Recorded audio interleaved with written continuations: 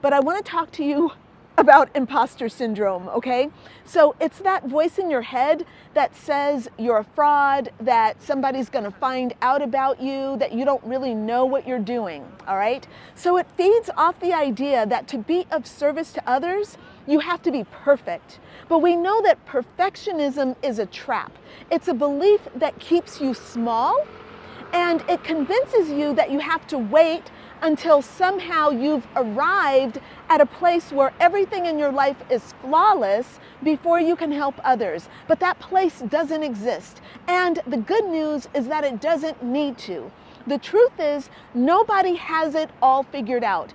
And if you wait until the day when you're perfect, before you allow yourself to step into service where God is calling you, you will be waiting forever, and you will leave this lifetime having never really stepped into your purpose and what comes after that. So what really matters in spiritual life coaching isn't perfectionism, it's authenticity. It's about being real with yourself and with your clients. It's about sharing your own journey, your own struggles, and your own victories. It's about showing up as you are, with all your flaws, all your vulnerabilities, and using those to experience a connection with others on a much deeper level. So just think about it. When you've gone through pain and trauma, when you've faced your own darkness and come out the other side, you gain a deep wisdom that cannot be learned from books or classes. You understand what it means to be of depth and like to be in despair. You know what that's like. And you know that it takes a lot of courage to rise above it all. But that is the thing that makes you a really powerful guide for others. It's not about speaking from a place of theory or abstract knowledge. You're speaking from lived experience. And this is really important because that's what people are craving. They're craving authentic connection. So let's also be honest. Perfectionism is extremely exhausting. It's a constant battle to keep up appearances, to maintain an image of having it all together, and you don't need to have it all together. What if you didn't have to do that? What if the thing that you're trying to hide, the mistakes that you've made, the failures that you've lived, what if those moments of doubt, what if those things are actually what draw people to you that need your help around those things?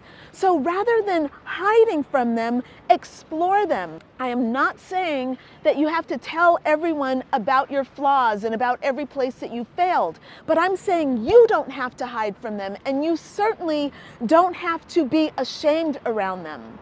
So your clients are not looking for someone who's perfect. They're looking for someone who's real, someone who's gone through the fire and come out stronger, and who can say, I totally understand you because I've been there too. Imposter syndrome is always going to try to tell you that you're not enough. But the reality is that your imperfections, your past pain, and your ongoing healing journey are your greatest assets as a spiritual life coach. They give you the ability to connect with others on a profound level, to offer them the kind of support that comes from true empathy and true understanding. In the end, being a great spiritual life coach isn't about having a perfect life. It's about having a life that's been lived fully with all of its ups and downs, and using those experiences to help others on their own paths. It's about embracing your imperfections and recognizing that those are not weaknesses, they're actually strengths, especially when you don't run from them.